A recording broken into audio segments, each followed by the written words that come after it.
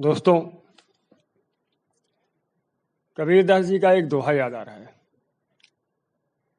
सुखिया सब संसार है, खावत अरु सोवत है। दुखिया दास कबीर है, जागत अरु रोवत है। दोस्तों, कुछ ऐसी ही दशा भारत के समाज की है।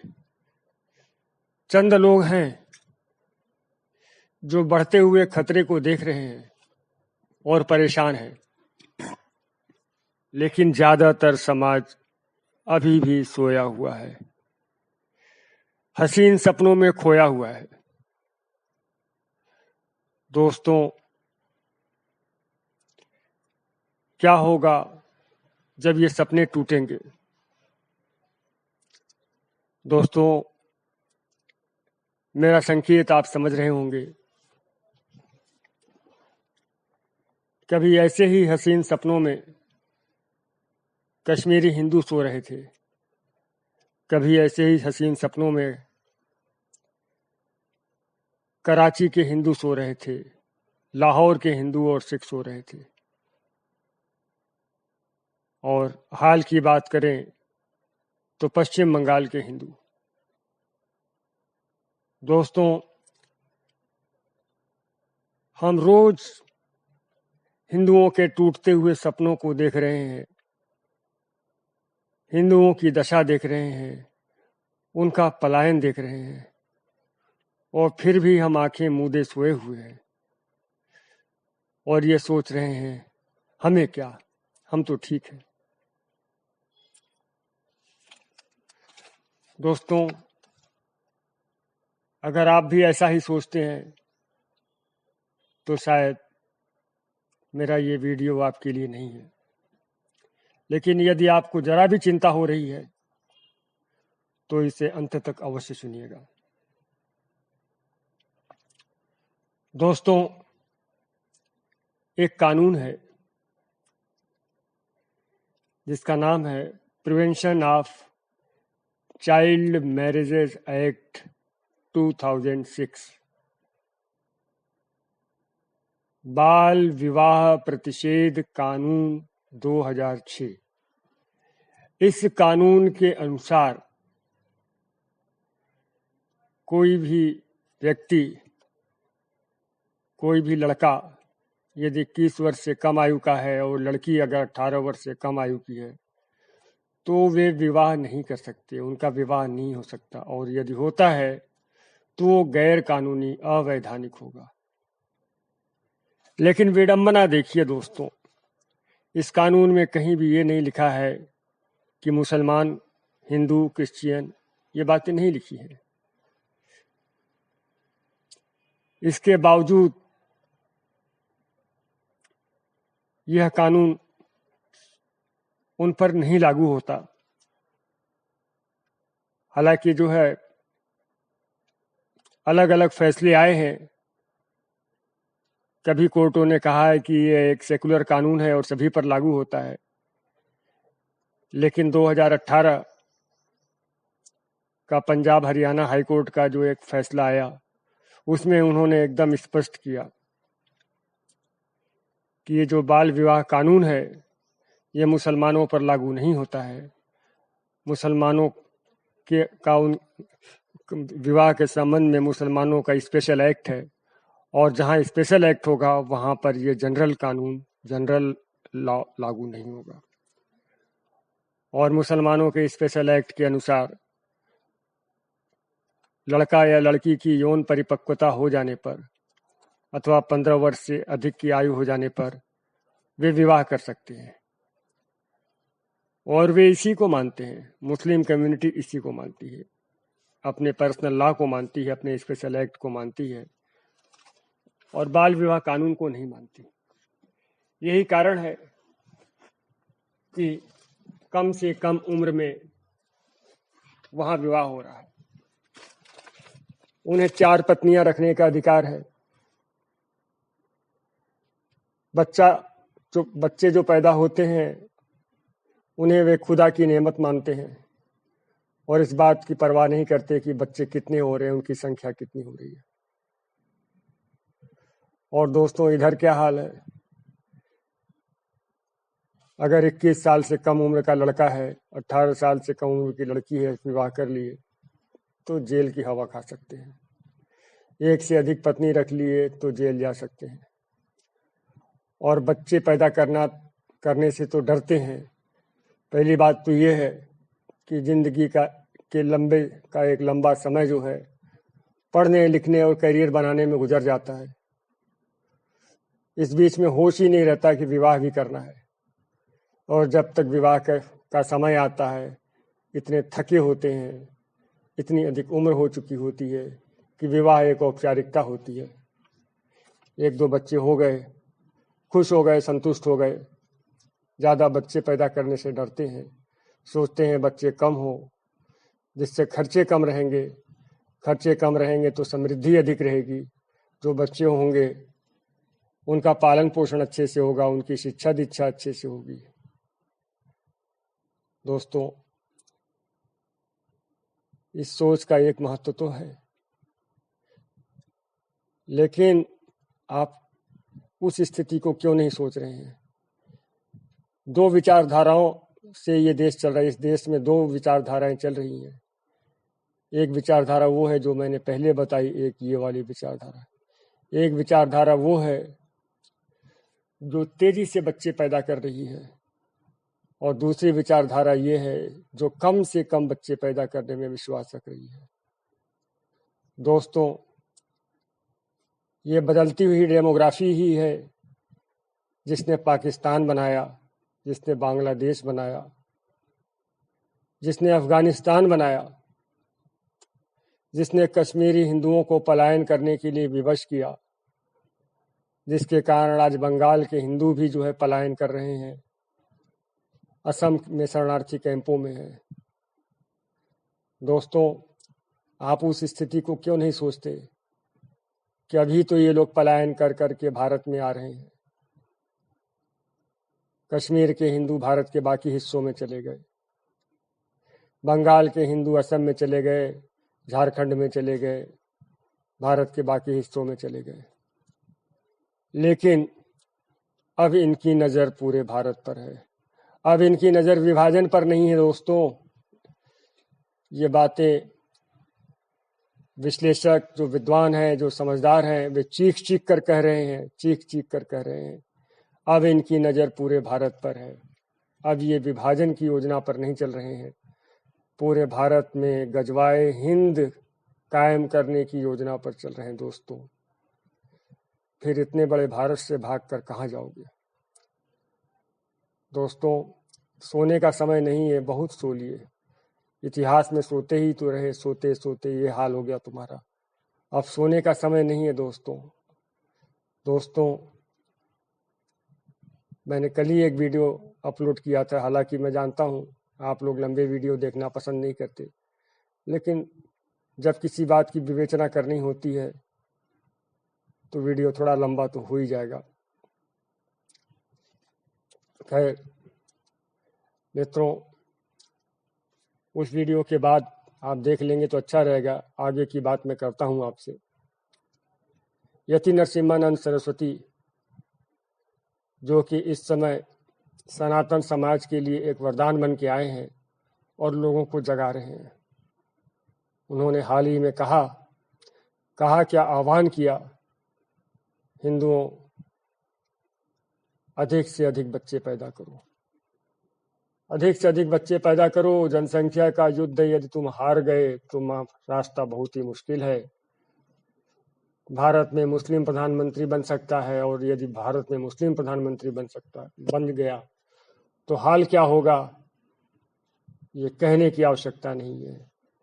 जब सत्ता के शीर्ष पर वो बैठ जाएंगे तो परिणाम क्या हो सकता है आप समझ ही सकते हैं। दोस्तों, आप समझ ही सकते हैं।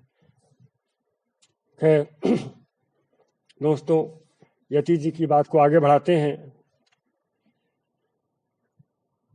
प्रश्न ये, चलिए शुरुआत जो है ऋग्वेद के श्लोक से करते हैं। ऋग्वेद का एक श्लोक है, मुझे जो याद आ रहा है कि ऋग्वेद का ही हो सकता है, किसी अन्य वेद का हो, लेकिन ऋग्वेद का है, मुझे 99% का याद आ रहा है। उस श्लोक में नव विवाहित वधू, है ना, नई नई ब्याह की आई हुई जो स्त्री है, उसको आशीर्वाद दिया जा रहा है। और आशीर्वाद में उससे कहा जा रहा है कि तुम जाओ, तुम 10 पुत्रों की माता बनो, जाओ तुम 10 पुत्रों की माता बनो, और तुम्हारा 11वां पुत्र तुम्हारा पति बने। मतलब कि कम से कम 10 बच्चे, 10 पुत्र, 10 पुत्र तो 10 पुत्रियां भी समझ लो। ऐसा तो होगा नहीं कि केवल पुत्र ही होगा, 10 पुत्र होने चाहिए, तो एवरेज में 10 पुत्रियां।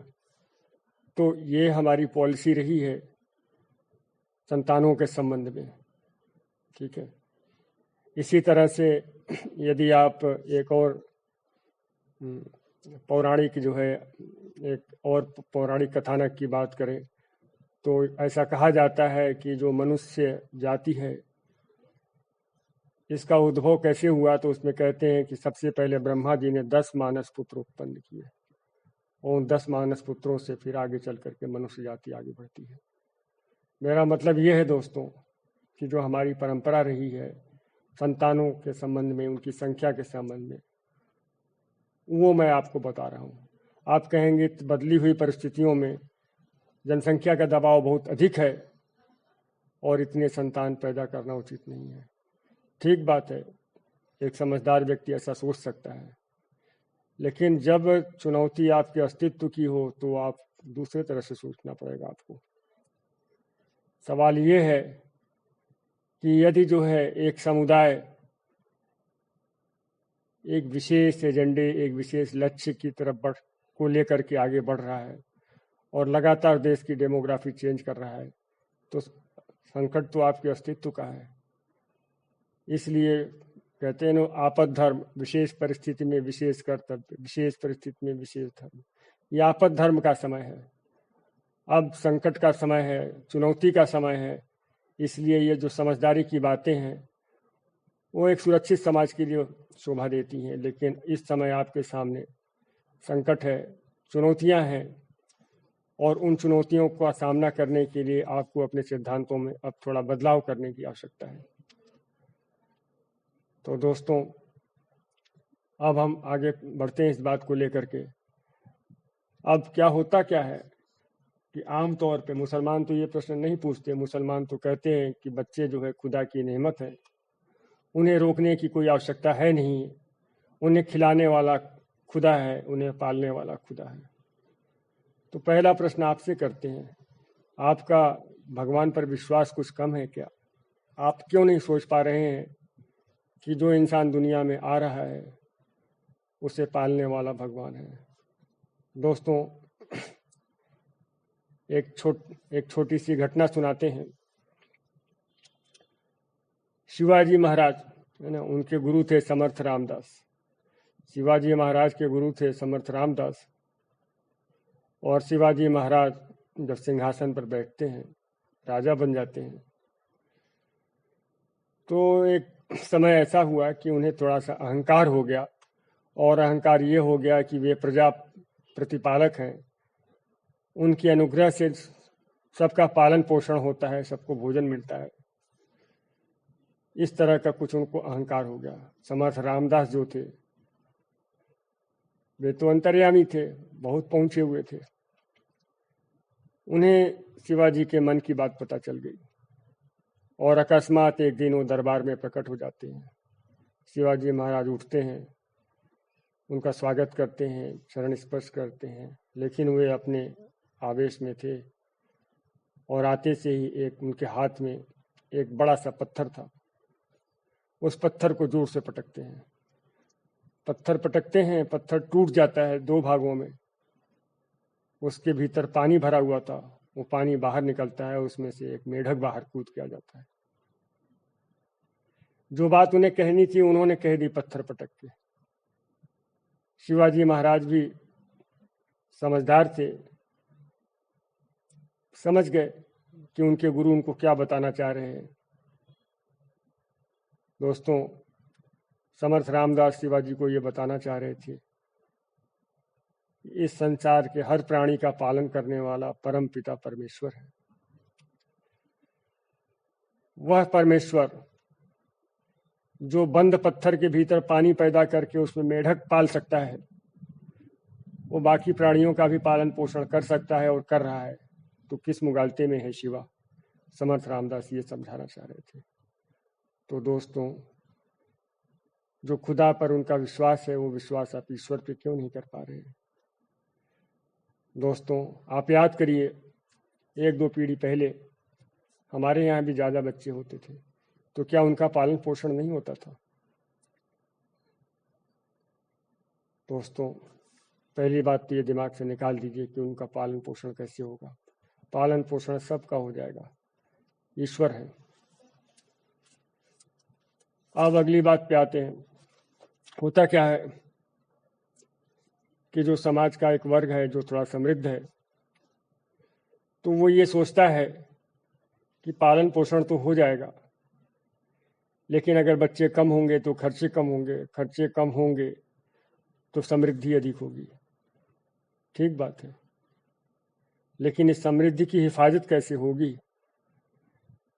कश्मीर के हिंदू क्या कम समृद्ध थे? सबसे समृद्ध समाज थे।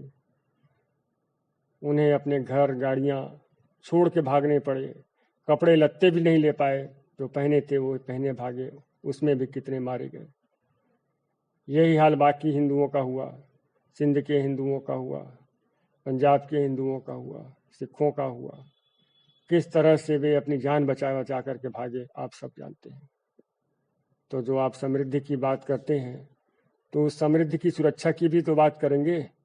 ये बढ़ती हुई जनसंख्या, क्या उसके लिए एक खतरा नहीं है? जिस तरह की इस समुदाय की हरकतें हैं, जिस तरह से बंगाल के हिंदुओं को उन्होंने भगाया है, वे बेचारे अपने घर बार खेत खलिहान छोड़ छोड़ के भागे हैं। उनके तालाबों में जहर डाल दिया गया जिससे उनकी मछलियां मर जाएं, उनको आर्थिक चोट पहुंचाई गई।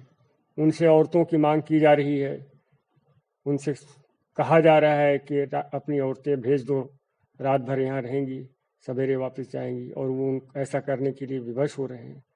उसमें औरतें मर भी जा रही हैं। दोस्तों, ऐसी स्थिति हो रही है। आप क्या बात कर रहे हैं? आप किस नींद में सो रहे हैं? किस नींद में सो रहे हैं? आप सोच रहे हैं समृद्धि समृद्धि समृद्धि। समृद्धि की सुरक्षा का भी तो प्रबंध करिए। आप समृद्धि की सुरक्षा का भी तो प्रबंध करिए। और एक दूसरा तबका है जिसके लिए परिवार का भरण पोषण एक जो है प्राथमिकता रहती है, तो उस तबके को भी चिंता की आवश्यकता नहीं है। दोस्तों, उपाय पूरे हैं, आप ध्यान से सुनिएगा। दोस्तों, है क्या कि हमने जो है आजीविका के जो रास्ते हैं उनको बहुत सीमित कर दिए। क्या सोचते हैं कि पढ़ लिख करके सरकारी नौकरी कर ले या कोई प्राइवेट नौकरी कर ले।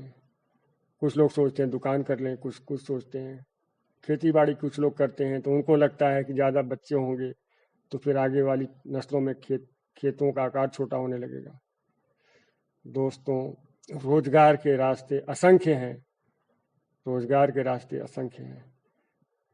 दुनिया भर में जो है स्किल्ड लेबर की कमी है। हुनर सिखाओ, हुनर की तरफ डालो। हमारे यहाँ ऐसा ही था, प्राचीन भारत में ऐसा ही था। स्किल की पूजा थी, स्किल की पूजा थी, हुनर की पूजा थी। जो जातियों का उद्भव हुआ है ये इसी के कारण हुआ है। तो दोस्तों, स्किल्ड बनाइए, और अगर बच्चों को हुनर सिखाओगे तो आजीविका की तो समस्या होगी ही नहीं। हमने बहुत सारे कामों से अपना पल्ला झाड़ लिया है। नाईगिरी, बढ़ईगिरी, प्लम्बर, ऐसे कितने काम हैं आप जानते हैं। फलों का व्यापार, सब्जियों का व्यापार, होलसेल हो या रिटेल हो, तमाम तरह के धंधे वहाँ से हिंदुओं ने हाथ खींचना शुरू कर दिया है। और उन धंधों में कौन घुसते जा रहे हैं आप सब जानते हैं। तो दोस्तों, रोजगार की समस्या नहीं है, हमें आंखें खोलनी पड़ेंगी, रोजगार के नए नए क्षेत्र ढूंढने पड़ेंगे। लेकिन दोस्तों फिर वही कहता हूँ, चुनौती अस्तित्व की है।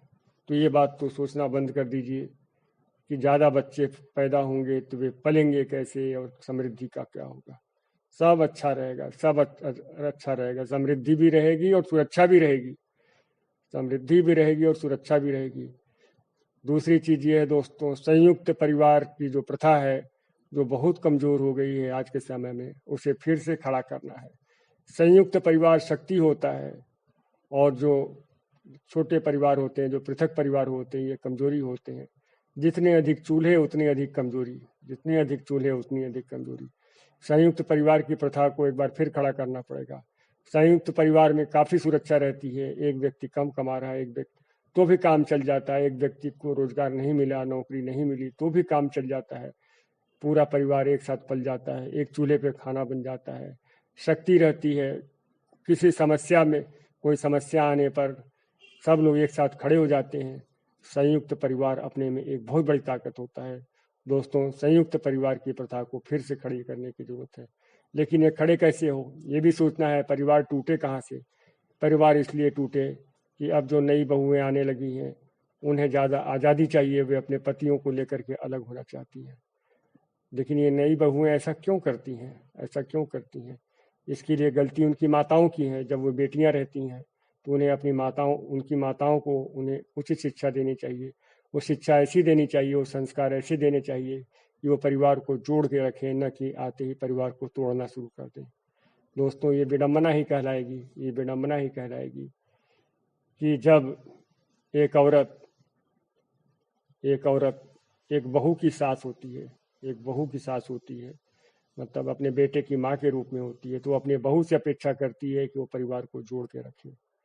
लेकिन वही औरत अपनी बेटी से अपेक्षा करती है कि वो जाते से ही चूल्हे को अलग करे, अपने पति को लेके अलग रहे। ये दोगलापन बंद करना पड़ेगा। मुझे क्षमा करेंगी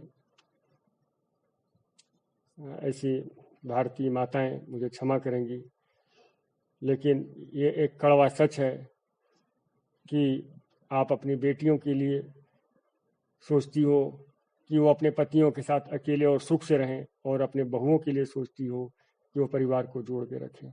ये दोहरी नीति आप मत अपनाइए। जो नीति, जो अपेक्षा आप अपनी बहू से करती हैं, वही संस्कार अपनी बेटी को दीजिए। तो दोस्तों, दूसरा जो है ना, दूसरा जो मेरा फार्मूला है वो है संयुक्त परिवार। क्योंकि संयुक्त परिवार में बहुत फायदे होते हैं, बहुत फायदे होते हैं। खर्चे कम होते हैं, चूल्हा एक होता है, एकता होती है, मजबूती होती है, सुरक्षा होती है, बहुत सारे फायदे होते हैं। दोस्तों, एक समस्या ये है हिंदुओं के साथ कि जो बाल विवाह कानून है वो हिंदुओं पर तो लागू है, मुसलमानों पर नहीं लागू है। मुसलमान इसका फ़ायदा उठाते हैं और 15 वर्ष से ऊपर की आयु में विवाह करने के लिए अधिकृत हो जाते हैं। हालांकि इसमें हो सकता है कोर्ट का कोई और निर्णय आ जाए। कभी कभी जो है एक निर्णय वो भी आया था कि लागू होते हैं, कि ये भी एक नहीं होते। लेकिन मुसलमानों का सामान्य मत यही है कि उन पर नहीं लागू होते, और लागू कर भी नहीं रहे। वो लोग लागू कर भी नहीं रहे, वे शरिया को ही लेकर के चल रहे हैं। और आपके लिए ये है कि 21 वर्ष से कम आयु का लड़का और 18 वर्ष से कम आयु की लड़की नहीं होनी चाहिए। तो दोस्तों, इसका नतीजा क्या हो रहा है मैं आपको बताऊं कि जिस तरह से कम आयु में विवाह होना अच्छा नहीं होता, उसी तरह से बहुत अधिक आयु में विवाह होना भी अच्छा नहीं होता। खास करके जब 30+ पे जब विवाह करते हैं लोग, 30+ पे जब विवाह करते हैं, ये मेडिकल साइंस की रिसर्च है। जैसे जैसे उम्र एक निश्चित सीमा के बाद बढ़ती जाती है, वैसे वैसे संतानोत्पत्ति की क्षमता घटती जाती है। तो दोस्तों, मैं नहीं कहता कि बाल विवाह को प्रमोट करिए आप लोग, बिल्कुल नहीं। कानून का पालन करना हमारा स्वभाव है, हमारा संस्कार है।